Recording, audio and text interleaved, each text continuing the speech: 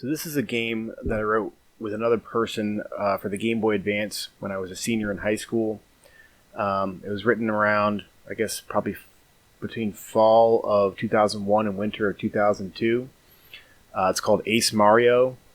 It's a blatant, blatant copyright infringement from the Nintendo's Mario franchise. But I wrote it with this other guy who I met on some GBA dev forums at the time, like homebrew Game Boy Advance forums, and we decided to try and make a simple game together. His name's Richard Bard. Hopefully he wouldn't mind me using his name. He lived in Alabama. I lived in Ohio, so I actually never had met him in person, but we basically corresponded. He did most of the graphics and put together most of the graphics, and I did the programming, and we both kind of collaborated on the game design. So you can see the graphics were pretty much lifted straight from Mario. I think mostly Super Mario World. But you can see, like with the title, the Ace Mario title, there's some custom manipulation of the Mario fonts, I guess. But you can see the background is like derived from Mario World, and the Mario biplane himself is. Although the actual biplane image was Richard did himself. So just fair warning, I'm going to be pretty critical about this game, just because it kind of makes me cringe how little we knew about game design at the time. So anyway, let's start the game. Great Balls of Fire. Okay, so you can see this is kind of like a simple flying shooter game. Mario's in a biplane. You can shoot bullet bills and basically dodge. In this case, in this level, he's dodging these fireballs, which are obviously lifted straight out of Mario, as far as the graphics goes. Yeah, you saw me shooting the bullet bills earlier, but the funny thing is that at least in the main levels, there's zero reason to shoot. And we probably should have just not let you shoot in the main levels, because you actually can't shoot those fireballs or anything. You really just have to dodge them. And you can see the background in this level looks like it's from Mario Brothers 3. We probably used the All Stars version for SNES and took the background from that. But yeah, basically this is the main levels. You're just dodging these enemies, in this case fireballs. You can see the movement. I don't know if you can tell by the way the biplane moves, but like the movement was done pretty crudely. There's like no inertia or anything. You just hit it and it moves like maybe one pixel per frame or something simple like that. There's me spelling out in the coins. We're spelling out our screen names. Kip 4 and Knight C1 was Richard. You're just dodging this is the hardest part of this level. So this is actually there I'm spelling Ace Mario. I'm doing post commentary on this video because this is an action game, so it's a little bit harder to do commentary while I'm playing, because it's actually not super easy. This is the first boss, Statues of Fire. That was like a Bowser statue, probably from one of the castle levels or something in one of the Mario games. But you can see there's still these he's shooting these fireballs, and he spins around. You just got to shoot him. So this is the boss level, so you actually do use your bullets, and you can just shoot him, and he's got a little health bar there on the bottom. Basically, you just got to wear his health down. So I've beaten him here. He does this goofy little death animation where he spins around. This kind of illustrates the sprite scaling and rotation that the Game Boy Advance's graphics hardware could do. This is the second level. This time you're avoiding ghosts. It's basically the same as the first level. This time you're avoiding ghosts. You can see once the ghosts appear, you can see they have a little bit different of a movement pattern. They kind of move in a sinusoidal waveform, up and down. And I think the ghosts actually really, but in both levels, the enemies just go up and down. You can see they're scrolling right along with the background, so they really just go up and down, and then kind of move left and right, or to the left with the background. You can see all the coins. I think the whole point of the coins is just like in a Mario game, or at least the classic Mario games. You get 100 coins, you get an extra life. And I haven't died in this video yet, because this is an edited version where I cut out all the deaths, because there were plenty. I'll show you a death here a little bit later on just to see what happens, but you can see you have a number of lives there, and basically if you get 100 coins, you get an extra life, and if you lose all your lives, you just have to start over. So I think the second level may have actually used the exact same coin pattern as the first level, but I don't really remember, and I don't care enough to go back and look. There's apparently, if it is different, apparently I decided to also spell our names in coins in the second level too. I'm sure I thought that was real slick at the time. But yeah, the second level is almost the same as the first. The enemy layout's different. The enemy layout is just kind of done haphazardly, just thrown together. Like there was no real thought to it, no progression of difficulty or anything. It was just kind of like the enemies are just almost randomly thrown. It wasn't truly random because it was designed, but it was just like really crudely designed. There was no rhyme or reason to it really. That's the end of the second level. Here's the second level boss. This time it's a big mama ghost. This boss you can only shoot while it's covering its eyes.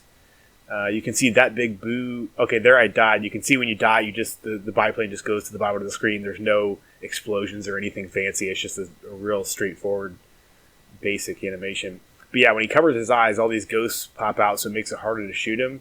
This boss is actually kind of hard, and not really in a good way, I'd say, but it is kind of harder than the first boss.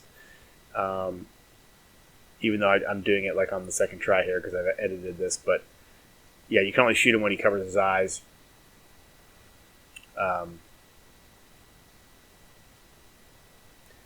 There's only 2 levels in the game. I guess we just didn't have time to do more. I don't remember how long we spent on this game, but this is the Mario version of the game. There's actually another version. So we actually were planning... I don't know if we had started the game. Here's the ridiculously drawn-out death animation for this boss. Anyway, I don't know if we started the game on our own, or we ended up submitting the game to a homebrew game competition. Here's a message. Oh, geez, we put a message in about Nintendo. It's kind of silly, kind of naive looking back, but yeah, we submitted this game to here's the credit screen. Of course, it's just going to be my name and his name. Okay. It's silly we put all these categories in. And I'm sure these clouds images in the background were lifted from Mario. But we actually wrote a second version of the game.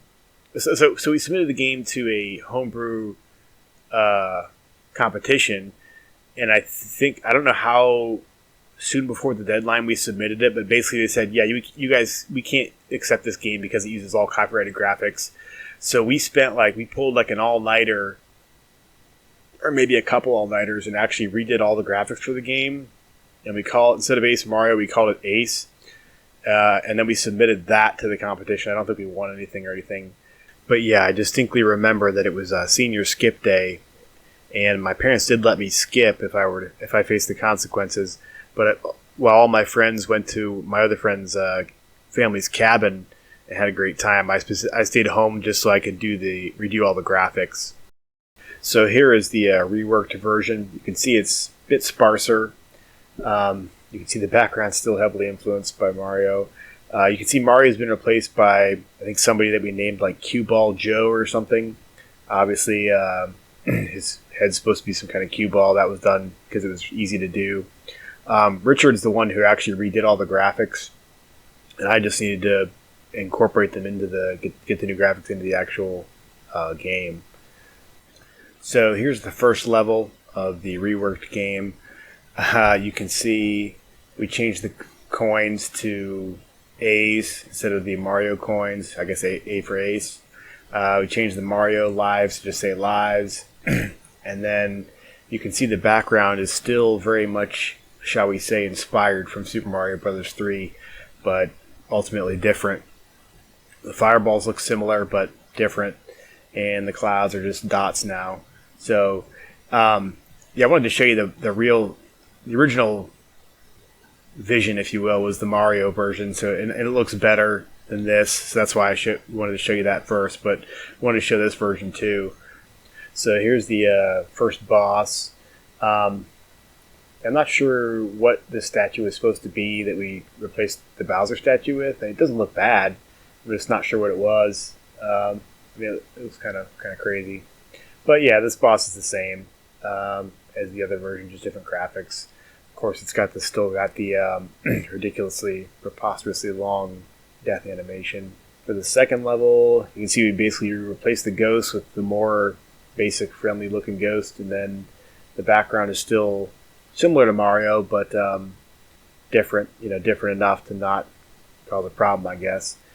I often wonder if somebody looked at this game and didn't know the background of it, if they would have any idea it was inspired by Mario. I know one thing that we changed for sure was the coin layout of the levels. If not just because there was in the original version it said Ace Mario, we had to change that to Ace. But I think we made some other changes to the coin layout. And I don't know if we really changed the enemy placement at all. We may have for the second version. I don't really remember. So here is the final boss, or I guess the second level boss, which ended up being the final boss. Big Mama Ghost. You can see we replaced the Boo sprite with the this Mama Ghost. I guess Richard decided to put an apron on the ghost because I guess it's Mama Ghost. So that's it. Other than that, the fight's the same. So here's the analog to that Nintendo screen, and then here's the credits. You can see those clouds, which must have been lifted from Mario, otherwise we would have kept them. Has been replaced with this lattice pattern in the background. Pretty simple. So that's it, guys. That's the game. Thanks for watching, and I will put a link in the description to my website where, if you feel so inclined, you can go download and play using your favorite emulator, either version or both versions of the game. Thanks for watching. Bye.